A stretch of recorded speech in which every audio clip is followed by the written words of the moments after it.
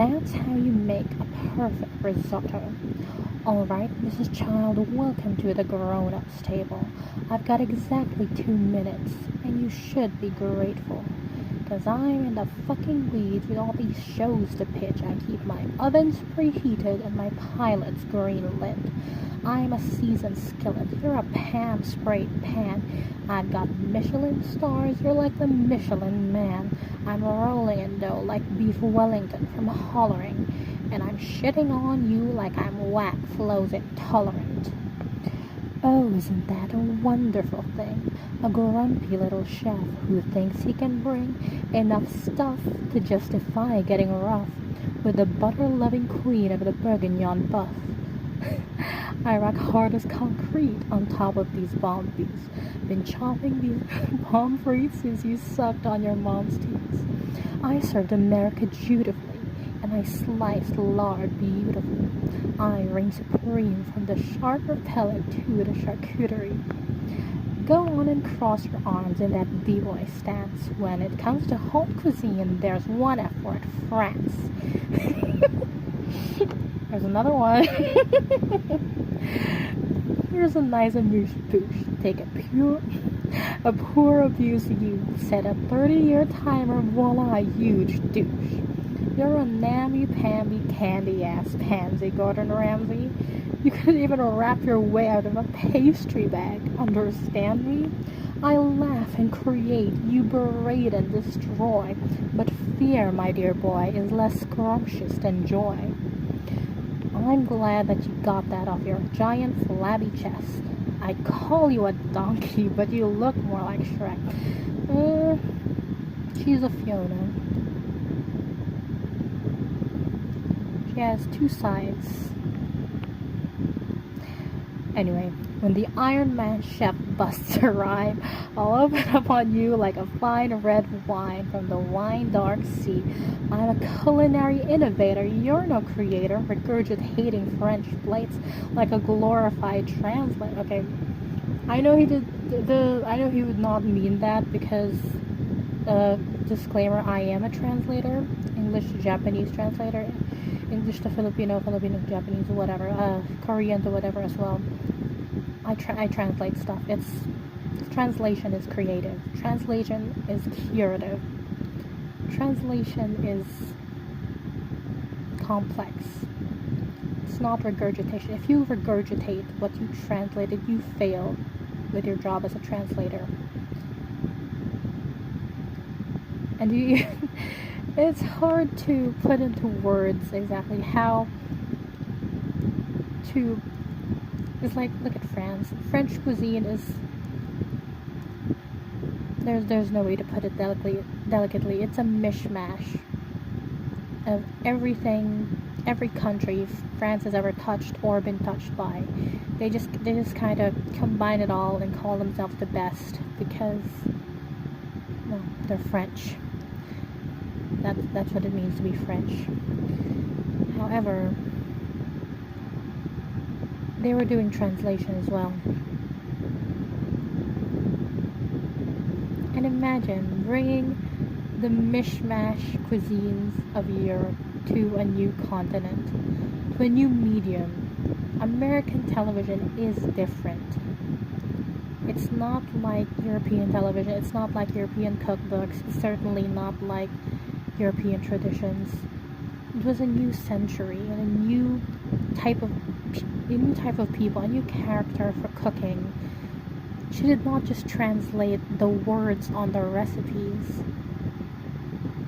There's so much more. But anyway, I'm fresh. You're past your expiration date. Alright, fuck it, blue team, drop the boo in your face. I've seen your little show, and it sure ain't pretty. 1 part Big Bird, 2 parts Miss Piggy. Miss Piggy is an icon, though. You can't test me with your fatty recipes. Call your book Mastering the Art of Heart Disease. Well, because she came from the heart of darkness, the heart of the empire. Her book is just a shadow of what killed that other continent. of the overindulgence that wounded that other continent so. I mean, it's rubbish. Look at page 408. Tell me, who the fuck wants to learn to cook calf brains? Not me, but someone does. Someone who needs to eat another animal's brain just so they can feel like they can think again. The richer you are, the more you yearn for the raw, for the natural, au naturel. But the farther you are from that perspective, the farther you are from the heart of darkness, the more profane their luxury looks to you. Because you already know cows too well. You're neighbors with cows. You watched generations of them grow up. You've watched them be butchered. You watched them be stripped. You watched them be cooked. You know which parts are what. You know where they've been. You know what they eat. That's why gourmet is repulsive to those on the fringes of the empire. It's all cheap garbage to me. No matter how fine the silk robe, how beautiful the patterns, I will never be able to forget how the worms make that. That's why I refuse luxury. I refuse the too natural, the too raw. Because I am already bohemian.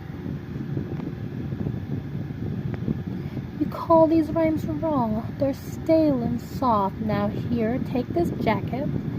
Now give it back and fuck off.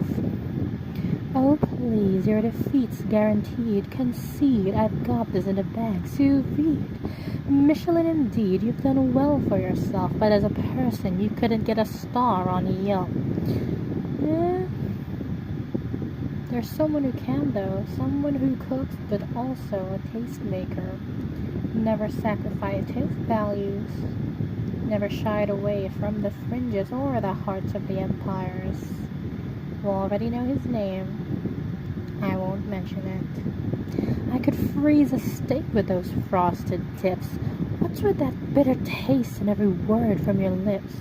You scream at women, but the fits that you're pitching make you the pissiest bitch in the kitchen. I'll pat you on the head, melt you, and stick it to you. Anything's good with enough butter. Or margarine. I prefer margarine, actually. Oh, I'm so glad you spent this time with me. More than 2 minutes, but it's fine. Now eat a dick. Bon appetit. Kain tayo!